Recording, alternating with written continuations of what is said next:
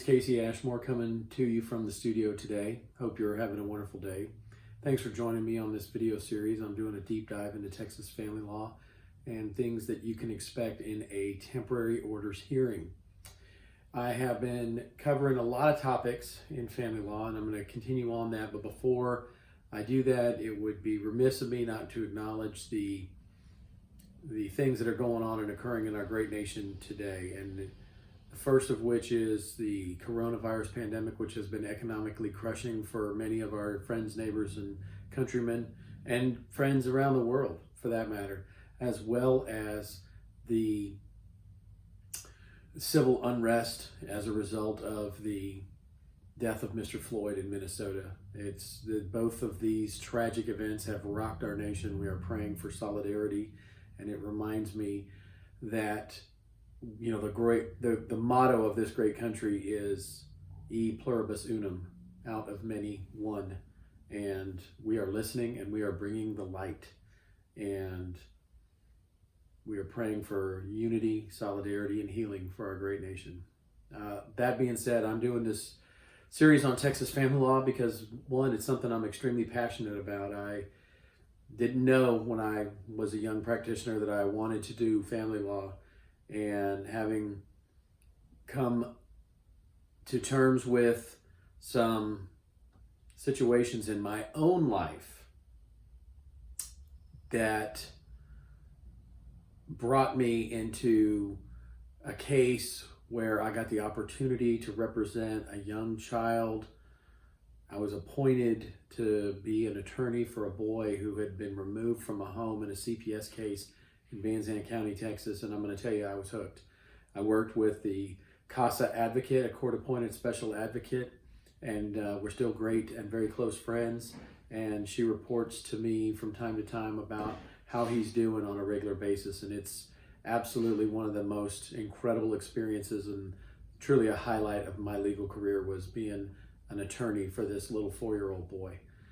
And that being said, I'm doing this series on what to expect in Texas family court cases, and this subject of this video series is what to expect in a temporary orders hearing. So I've covered emergency protective orders, I've covered temporary restraining orders, I've covered protective orders in prior video series. I'm just talking about a plain vanilla divorce where there's a temporary orders hearing, and not that any divorce is plain vanilla. Let's face it, a divorce is the termination of the most significant adult relationship a person has short of mom and dad. For the most part, that's how it is. Your spouse knows you better than everybody, including sometimes your mom and dad. It's a significant deal. But a temporary orders hearing where there's no allegations of family violence, there's no need for temporary restraining orders. There's, again, not to diminish the serious and significance of that hearing on an initial hearing in a divorce case, but again, also to paint it in the light that it doesn't have anything to do with family violence, and it doesn't have anything to do with the restraint on liberties and freedoms that a court could impose because of, in a temporary restraining order or temporary injunction hearing. So the temporary orders hearing is often in a divorce where there aren't those other issues at play.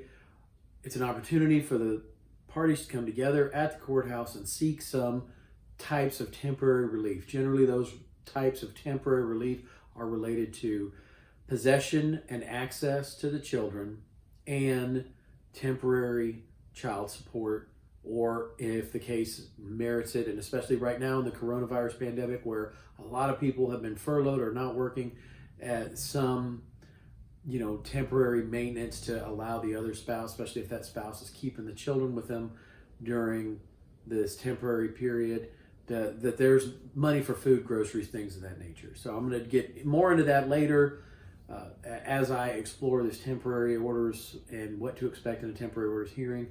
Thank you again for watching. Please like, subscribe, and share. I am trying to respond to everybody who leaves a question or comment, either in a subsequent video or in a direct message back, or both. I love doing these for you. I hope that you find them positive, uplifting, and helpful and informational. That is what they are intended to be. Anyway, thanks again, and I'll jump into more on what to expect in temporary orders hearings in the next segment. Thank you again.